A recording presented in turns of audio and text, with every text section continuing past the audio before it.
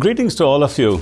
At the outset, my sincere thanks to our South Asia Regional Department for their leadership in the GESI space, for sharing their knowledge, and for giving us opportunity to join this important and timely conference.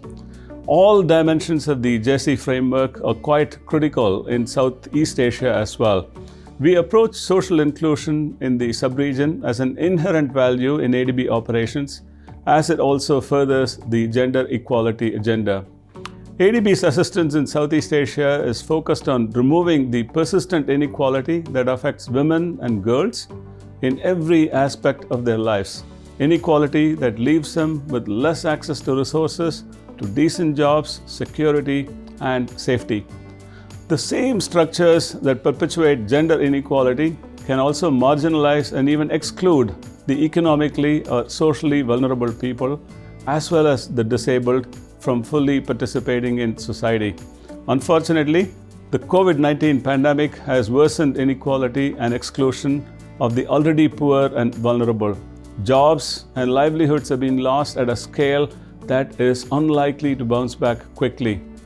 Recognizing these challenges, ADB's support in Southeast Asia aims to put in place practical solutions to help individuals to move out of poverty and participate in society with dignity and optimism.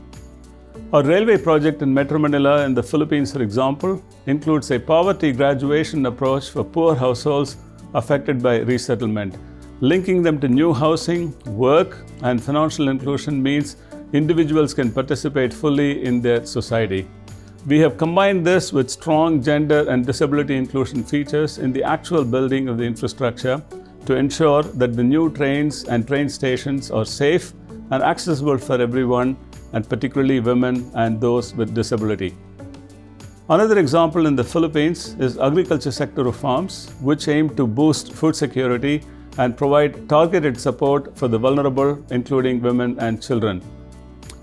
In Tomorrowland State, for example, we focus on greater community and civil society participation in sectors such as water and sanitation, transport, and public service delivery. The idea is to ensure we hear the voices of the traditionally excluded. As Secretariat of the Greater Mekong Subregion Program at GMS, ADB has helped formulate a region-wide GMS gender strategy, which will help coordinate and share knowledge on the efforts of GMS members. My colleague, our Departmental Gender Coordinator, Veronica, will present further examples from our work on GESI in Southeast Asia. Before I conclude, let me touch on what's perhaps the most defining challenge for all of us, the climate crisis, which can impact the poor and excluded far more negatively. ADB is committed to climate mitigation and adaptation initiatives that leave no one behind. In fact, we are learning from our more than 2 decades of gender mainstreaming work and have adopted what we are calling as the 3M approach for climate. That is to mainstream, mobilize, and message. 2 of our new financing mechanisms, the Green Recovery Platform under the ASEAN Catalytic Green Finance Facility and the Energy Transition Mechanism, both have strong gender equality and social inclusion elements, focusing on making climate transition just and affordable. In conclusion, our sincere thanks to the organizers again, and best wishes to all our member countries and all GESI champions. We will learn from you and work with you very closely. Thank you.